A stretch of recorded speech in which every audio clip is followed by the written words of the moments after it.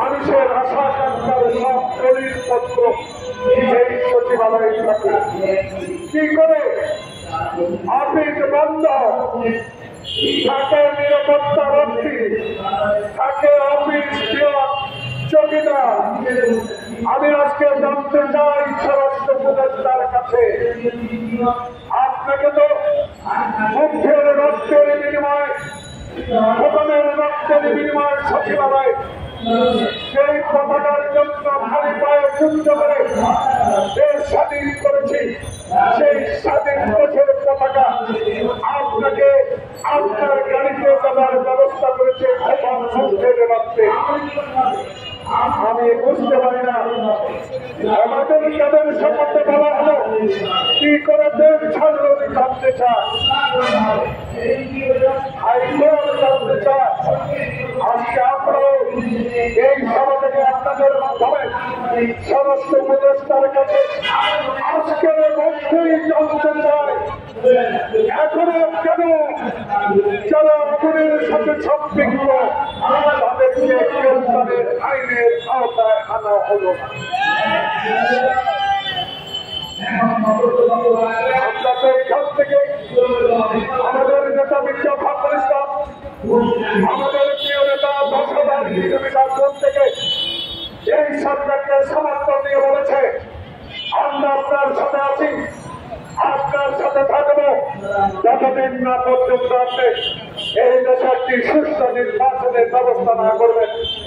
তার সাথে সাথে আমাদের নেতা তারেক রহমান স্পষ্ট বলে দিয়েছে, তারেক রহমানের স্বাধীনতা কথা বলেছে এই 4 মাস অতিবাহিত হল, এখনো শেখ হাসিনার দোষরা কি করে সচিবালয়ে বিভিন্ন মন্ত্রণালয়ের চাকরি করে। তাই সতর্ক আমরা কম করে দেয়, সতর্ক এখন আপনাকে করতে চাই এই ষড়যন্ত্র থেকে বাঁচতে হলে এই শেখ হাসিনার প্রতাপকে থেকে বাঁচতে হবে। বাংলাদেশে যারা 16 বছর আমার মায়ের মুখ খালি করেছে, যারা আমাকে আয়না ধরে নিয়েছে, যারা আমার বন্ধুর থেকে গলাটি হত্যা করেছে, তাদের সহচরেরা বারবার বলার পরে কেন সচিবালয়ের মতো গুরুত্বপূর্ণ জায়গা এখনো বহাল আছে। তাই আমাদের বক্তব্য সুস্পষ্ট ছিল, আমাদের নেতা তারেক রহমানের বক্তব্য স্পষ্ট ছিল, আমরা ক্ষমতায় দখলের জন্য রাজনীতি অভিযোগ করি নাই। বাংলাদেশের মানুষ 1991 সালের শহীদ জিয়ার আদর্শ করে খালেদা জিয়ার অপরিসীম আত্মবাদী গণতন্ত্রের প্রতীক হিসাবে 91 সালে সুস্থ ভোটের মাধ্যমে যখন জিয়াকে প্রধানমন্ত্রী করেছিল, আমাদের নেতা তারেক রহমানের বিশ্বাস আবারও ডক্টর ইউনূসের অধীনে এমন একটি নির্বাচন হবে, সেই নির্বাচনের মধ্যে বাংলাদেশের মানুষ ভোটাধিকার প্রয়োগ করে আবারও একটি বৃহত্তম রাজনৈতিক দলকে ক্ষমতায় বসাবে। সেই ভোট হবে দিনের বেলায়, রাতে নয়।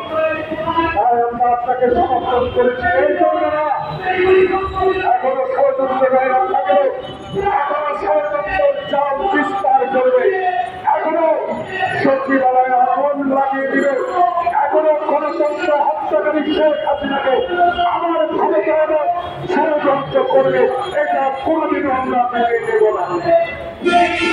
তাই ধন্যবাদ।